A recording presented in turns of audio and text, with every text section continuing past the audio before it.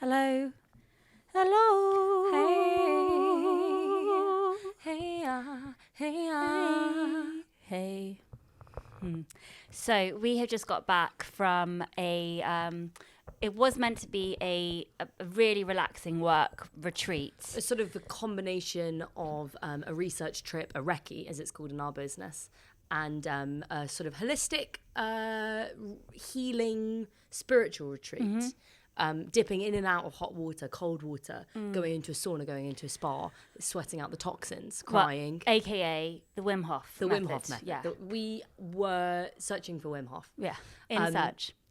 And it's been one of the things that we've agreed on most in our entire relationship, which is that we both feel a fundamental connection to Wim Hof. Yeah, I think he's our uncle. I think he could potentially be family.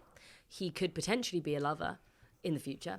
And he's probably the only person in this world that if he were to pick you instead of me, I would be okay with it. I think it's the only type of incest that I would be okay with. Me too. And I'm so glad you said that because I feel the same. Yeah. And it's that special connection that you have with someone where you're like, for your rights, for your wrongs, I accept you all.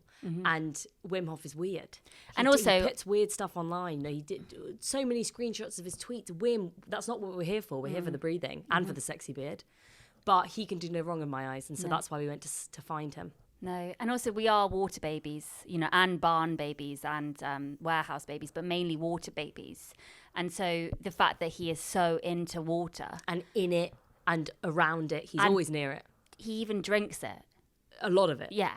And covers his body with it. Yeah. He's constantly getting colds. He just loves a cold dip. Yeah, and we have done the occasional bit of toying with the cold plunge method, like just sometimes going out in the London rain is essentially like a cold plunge. But so I do feel the benefits of that. And I love it because especially for people who are very sort of anti-drugs, anti-intoxicants, that head high that you get when you hold your breath in between the breaths. Woo! Let me tell you, that's all I need to have a good Saturday night. Exactly. I just hold my breath the whole time. Yeah. So Sometimes I do it with specific body parts. Yeah. So just a couple of fingers, sometimes in cold water, ice cold water. That's all you need. You just get a little tingle. You need to be careful. Don't do it when you're sleeping though, because you will wee in the bed. Oh, yeah. But just honestly, try that at home. Just a couple of fingers in some ice cold water. You'll get dizzy. And you're going to feel so good. Yeah. So we were excited to see Wim. Yeah. We've been tracking his Instagram movements recently. We know he likes a particular donut place in Reykjavik. Does the best donuts. Caramel cream donuts he likes. In the entire Northern Hemisphere.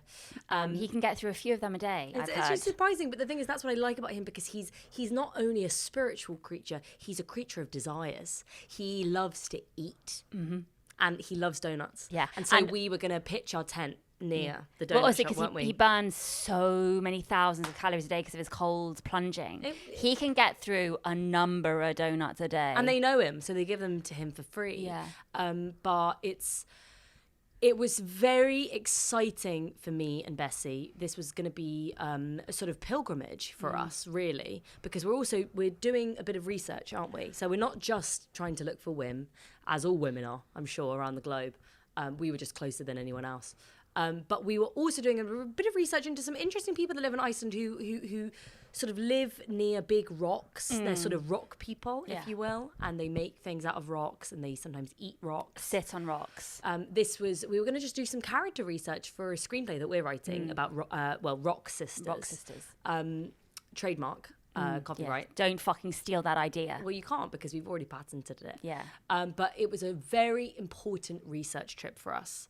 And Bessie, do you want to just, give them a taste of what actually happened? So we packed our dry robes. We had washed our hair because we know that we can't wash our hair when we're abroad. No. Don't trust that water. So we had packed, we were ready, we got to Heathrow 5 hours early, as usual. Always, don't believe them when they say 2 hours. You need 5 hours. Well, also, it's sometimes my favourite part of the trip, just being in Heathrow, walking around. Yeah. Not only because of the nice shops and the nice smells, but I also enjoy seeing all the different people from all different walks of life. And my favourite part of the trip to Heathrow is the Heathrow Express. Oh, I just love it. Air-conditioned. Because you can be naked. You can really actually can. be naked. If you just go into a specific carriage on the Heathrow Express, everybody is fucking naked. It's true. It's like it's a nudist community that's formed on the Heathrow Express line, and it's sort of like they've got a Facebook page now. It's similar to like a life drawing class. You know, it's a drop-in type of thing. Who's going to be there on Tuesday? I'm going to be around the hours between 8 a.m. and 4 p.m. No, it's always the really early slots. Oh yeah, it's the first Heathrow Express. That is when you can expect to find your nudist community on carriage B normally. And they all have a Pret croissant ready. It's really nice. It's a safe space in there. I feel connected to humankind. It's funny, and the thing is, that's what's so nice as well, because you can get on ship, on board, and you see all of these wonderful bodies and wiggly willies and boobs and bums and everyone vaginas and arms up in the air, jiggling bingo wing, eating their croissants, and everyone's eating their croissants, and we're all looking at each other, and there's no sexuality to it, although a little bit when people look at me because they find it difficult. I mean, it's difficult for me to be nude in an area and for people to not sexualize me. With you, your hair covers much of your I'm basically dressed. body that she's basically dressed. It's sort of a bit of a cheat. But also what I love is that people open their suitcases, because obviously everyone's got a suitcase ready because they're going abroad. It's their last kind of nudist thing before they're going to go to Heathrow. And we all change clothes. And we do a little swap. So I got this little shirt jacket. As you can see, it doesn't quite fit me. And Bess got this lovely top that says OnlyFans. Who knows what that is?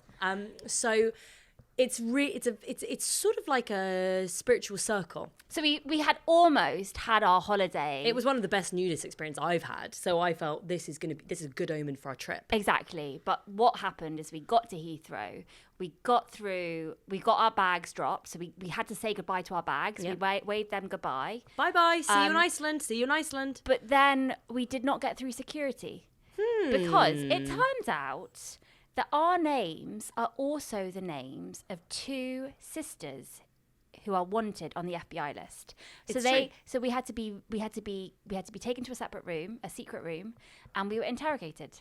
We were interrogated from each other as well. Separate from each other, but then we were reunited. So I wasn't sure if she was going to spill on me, you know? I kept stum. I said, I'm not giving you nothing. Well, I was a bit more scared than you. I was less feisty.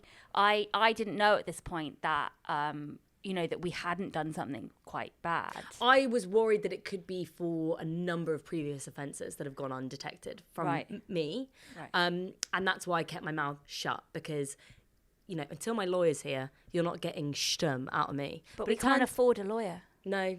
Well, they don't know that. Right. And apparently this other JJ Cube, her JJ stands for Jingle Jangle. Everybody knows that my JJ of the JJ Cube stands for Jingle Jump Rope. I know a Jingle Jangle personally. It's not her.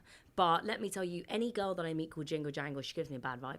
So they had murdered multiple people. Yes. And you see, it doesn't surprise me because Jingle Jangle it's just got a bad vibe, that name. It's not a fun name, is it? No, but Cube, it does have a lot of Nordic, Scandinavian roots. So, I mean, look at us.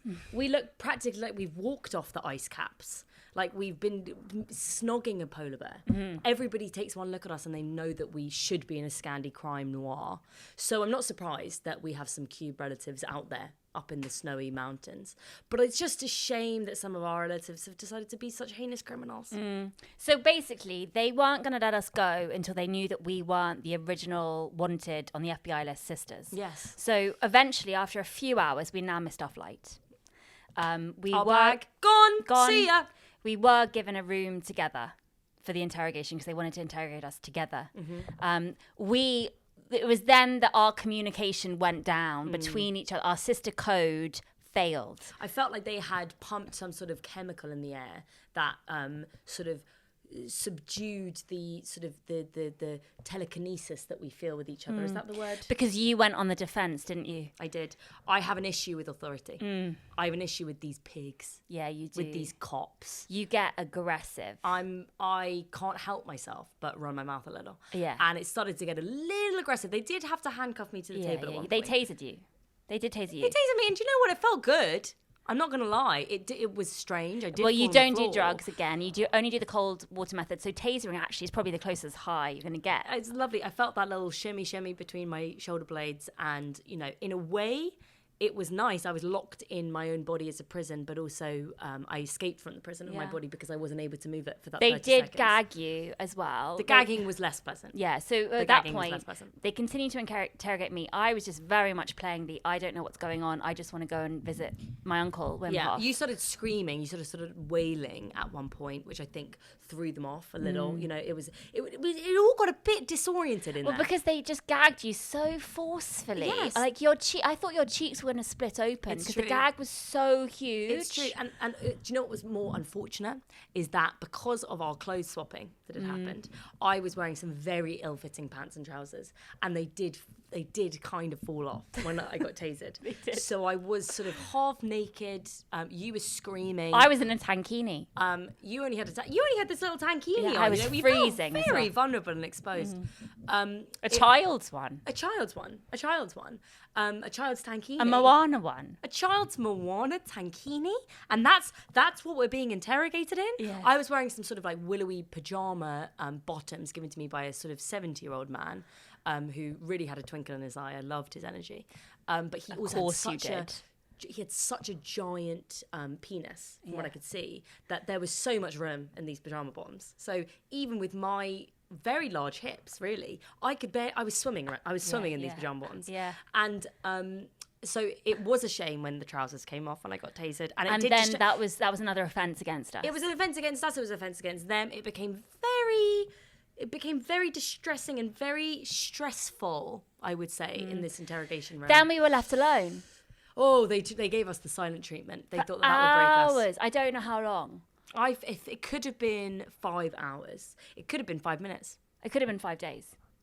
So but the only friend that we had in that time was our cellmate next door.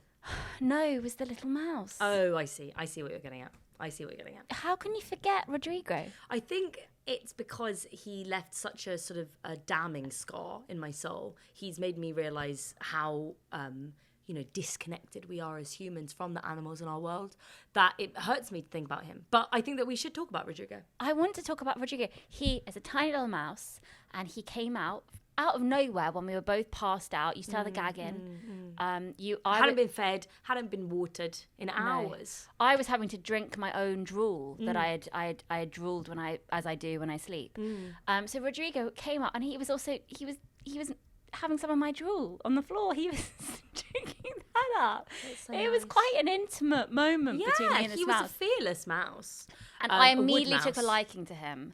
And I thought, well, I'm gonna use this time wisely. And, with our animal scouting for talent, I was thinking, actually, Rodrigo, you've shown clout there by drinking up my drool. I am going to audition you. I've never heard you say clout. I've never said that word before. And I don't know if you used it correctly, but I applaud the attempt. Clout. He showed clout. Do you mean like bravery, or because clout normally means when somebody wants to be famous? Clout. Yeah. No, clout is like guts. Okay. I hear he showed clout. Yeah. No, he did. Rodrigo showed clout. Absolutely. He showed clout, and he showed intelligence, emotional intelligence. And talent. He caressed your face very softly and gently, I noticed. In a way, I thought that maybe he actually was a grown man, but trapped in the body of a mouse. I wondered if somebody had put a curse on him, because I've been feeling a lot of witchy energy, especially around Heathrow Terminal 4. Well, so I was thinking maybe he had been in a similar situation to us. There had been another Rodrigo who was on the wanted FBI list, and he had, after the days and the days of been waiting in this room, maybe he had accidentally somehow turned into a mouse. And maybe we're going to turn into mice. We're looking our destinies, down the barrel of the gun that's being faced in our heads, not literally, but figuratively. Are we going to turn into mice? And Rodrigo spoke to us, not with words, because he was a mouse, but with his eyes, and he spoke into our minds. With squeaks. And it's partly because we've been doing so much animal work and animal research recently, as you know, with many of our projects. But he told us, you got to get through this, Cube girls. You got to get through this, and you got to stay strong, and you got to stay together and positive. Because what they're going to try and do is break you down. And what he did is he ran up to your mouth, and he got that gag out. He did. He got it out himself. He got it out with his tiny little mouse paws. He got his claws into the little gag, and he got it out. And it kind of tickled the back of my throat, and I did throw up. And you then sang. You began to sing And I so sang beautifully. more beautifully than I've sung in years. It's almost like he dislodged something in my throat chakra to make me be able to sing again. I've been afraid to sing for years. Especially that style. It's sort of a jazzy, old, sort of, a lot of scat. Yeah. It was beautiful. Yeah. And it was so beautiful that the guards actually came in. It was like some kind of mermaid clarion call. And they Siren, started harmonizing to What a Wonderful World, the Louis Armstrong version. And one particular security guard Go on. started to make us think, hang on a second, are we in a film? Are we getting pranked right now? Punked, if you like. Are we getting fucking punked?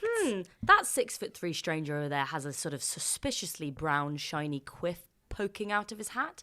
Could it be Mr. Kutcher perchance? It was Ashton Kutcher. It was? It was Ashton Kutcher. We were getting pranked. He was playing a role at Heathrow Airport to punk two of the most upcoming actress, guru, director, screenplay writers. It's so flattering and it's so reassuring to know that in this incredibly humiliating, dehumanizing experience that we had, that it was actually just for a TV show. It was scary. And it was worth it. It was worth it because we got some screen time. Because it's for a TV show.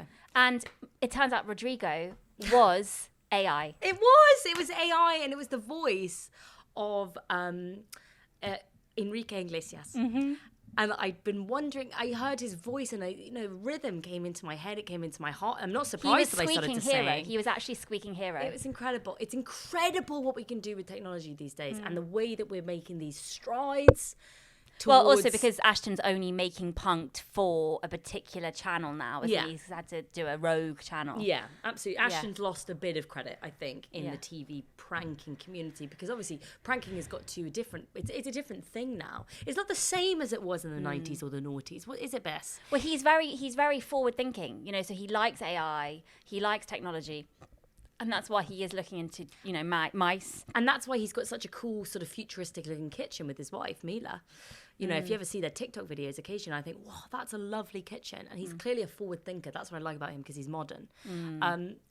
But he has unfortunately been left behind, I guess you could say, in the pranking game. Because obviously now, all I see when I open up my phone is girlfriends and boyfriends pranking each other. And it's also forced, but it's also intimate. And it's also tied up with sex. And I think what's different about Ashton and his original punked format is that it was innocent. Yeah, it was. It was pranking for the sake of pranking. Where's good old jesting gone? Yeah. And it turns out the room we were in at Heathrow was actually, we must have passed out on the shuttle bus there, but it was a long way away from Heathrow. It really was. We were somewhere in Southall. And there were trailers. It's true. But unfortunately, a contract that we signed unwittingly, we thought it was a prisoner form, and they said, you have to sign it here, sign on the dotted line. Turns out it was actually an NDA. Yeah. Now, which we probably fucked. But the thing is, one of the stipulations of this contract was that we had to fully commit to this pranking experiment and therefore leave all of our possessions behind. And we didn't have any money. We didn't have our phones. We didn't have our wallets. And we certainly didn't have our pants or our bottoms. We had to walk all the way back home from Southall. And I was in my Moana tankini. You were in a Moana tankini, no less. I was in a vomit-covered shirt. I've washed it now, but as you can see, it's too small for me. And these very willowy pajama bottoms lent to me by the 70-year-old man. It was no fit state to be walking in. But it was good for our feet because it is good to sometimes have no shoes. It's true. Like the men in the original days. Exactly. So we did have to really use our noses to find our way back to East London. And it was quite a spiritually draining, but then replenishing journey. Do you know what? I don't feel like I need to do that trip to Kilimanjaro now. I mean, I don't think that you need to make it a yearly tradition. You've already been once. No. I feel like I've done that from this pilgrimage that we've made back to East London. Our feet were bleeding. Yeah. They were bloody. They were bruised. They were sored. Because it was like we were bruised ballerinas. We had walked a lot of it on point. Yeah. And I lost 2 stone by the time I got back home, from water weight alone. Because, I thought that we'd be able to go into the occasional Costa, we'd be able to go into the occasional Starbucks and be like, look, we've got no wallet with us. Please, can we have a Frappuccino? Please. but no one gave us a frappuccino. And that's what I think, and this is what's so interesting, is in a way I felt the spirit of Wim, not only in Rodrigo the Mouse, not only in Ashton Kutcher, the secret security guard. I felt Wim in me, in my breath. I feel like that's the magic of this man. He infiltrates into you in your breath, because I felt him warning me that this life, it's a weary road, and you're not going to get many friends along the way. You're not going to get a free frappuccino, but you do learn some life lessons along the way. Yeah, you do.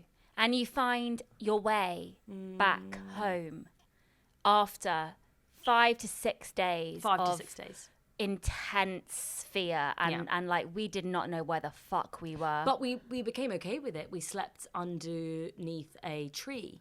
We slept on a roundabout, a nice flowery roundabout. We ate animals that we found. We assessed roadkill and made a fire. Yeah. And my favourite place to sleep was under that motorway. Oh, the Westway. And it was cozy. The Westway motorway. Was cozy. Yeah, it was nice. And I think that our survival and nature skills have become so enhanced that I feel ready to attack my next project with a plum. With a plum. I don't feel like we need to go back to Heathrow now. Like, I feel like if I'm going to go travelling, it's going to be Gatwick. Well, also, I feel like I could just fly there myself. Yeah. I haven't tried it, but I strongly, firmly believe that if I really tried, I could probably fly. Yeah. That's how Wim has affected me. That's the belief in myself that I have. And we all know that you can manifest anything into reality. Yeah. You can become a plane. So just catch me flying, because I'll be there. Yeah.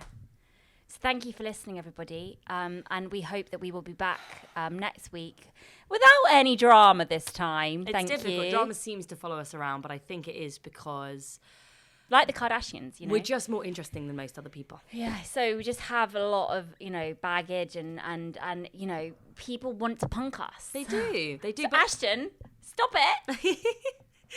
He's been fascinated with us for a while, and it turns out that we've actually been the sort of the receivers of a lot of his attention. Yeah, well, he shared my doodles. He's been secretly watching us online and real life for a while now, following us to our different little favourite local haunts. He's come to a few of our poetry readings, which we keep on the down low. Which we do keep on the down low because that's because most people hate poetry. Well, also that's private. That's for us. Yeah. And it's so nice to know that someone who I respect, an artist that I respect, like Ashton Kutcher, has also been out there in the world respecting us. Yeah. And eventually thought to plan out this incredibly detailed, days-long gift. It was a gift. Prank that actually turned out to be a gift. Yeah. And yes, it was traumatizing. And yes, we've lost a lot of our possessions. And weight. But we've also lost a lot of weight. And I think that speaks for itself. So thank you, Ashton. Thank you, Ashton. And thank you, the team at Heathrow, for facilitating such a wonderful experience for us. And Cube, those naughty Cube sisters out in Iceland, you better watch yourselves, because somebody else is wanting to get on the wanted list. You, in my belly. Goodbye. Goodbye.